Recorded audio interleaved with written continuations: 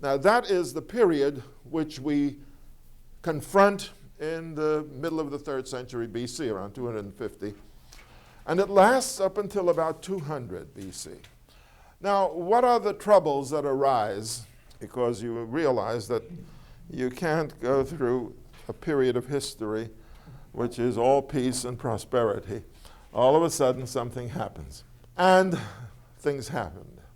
Both empires, now we're talking about the empire of Egypt and the empire of Seleucus over Western Asia, both of them flourished. The economies were booming from 300 BC up to about 220 BC, or from 320 to 220. For a period of 100 years, there was a growing, booming economy of prosperity in both places. And then a decline set in. Stock market began to fall. And the emperor of the Seleucid Empire, and by his name, his successor was Antiochus or Antiochus. And we're talking about Antiochus III. And the time is 220 BC. How does one solve the problems of his empire? Ptolemy also had problems. One of the problems is this.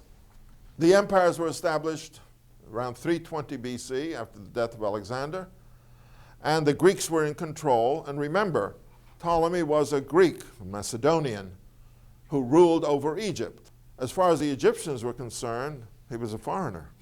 Now, the initial shock, when the Greeks came in under Alexander the Great and they conquered, they simply submitted to the Greek rule.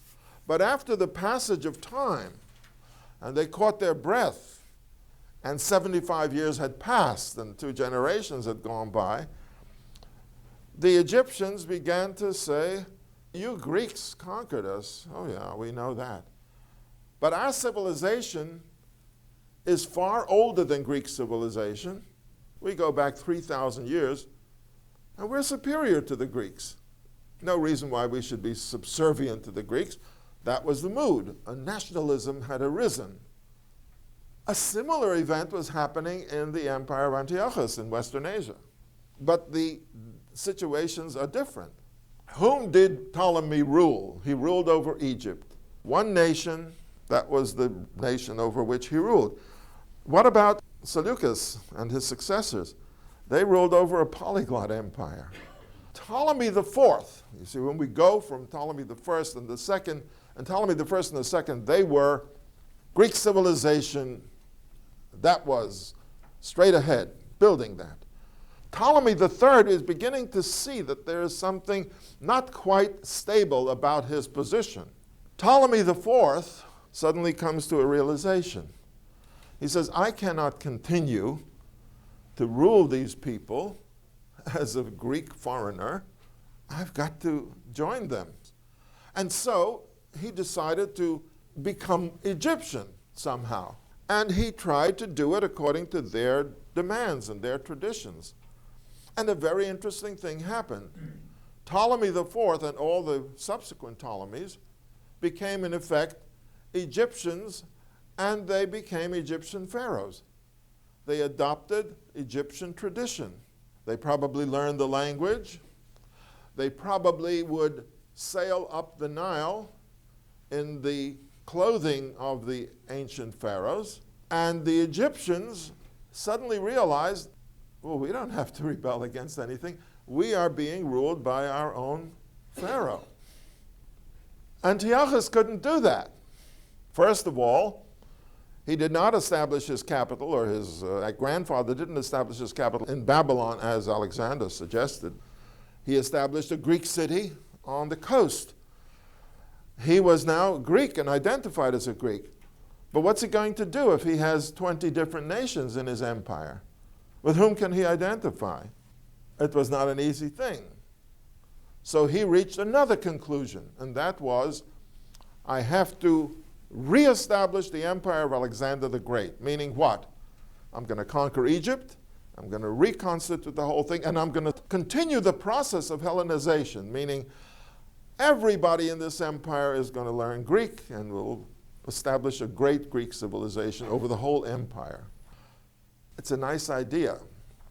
It's just impossible. Now, Antiochus III then had plans, and they were, he's going to conquer Egypt. When Antiochus III attempted to invade Egypt, Ptolemy the Fourth began to sail up and down the Nile as a pharaoh, speaking to the Egyptians and telling them, we have to rally to defend our homes, our families. We have to defend the land of Egypt against that foreigner who's coming to conquer us. And he rallies the Egyptians against a more superior army. But at the Battle of Raphia, Ptolemy defeats Antiochus III. Antiochus III is stopped. So his plans were spoiled at that point.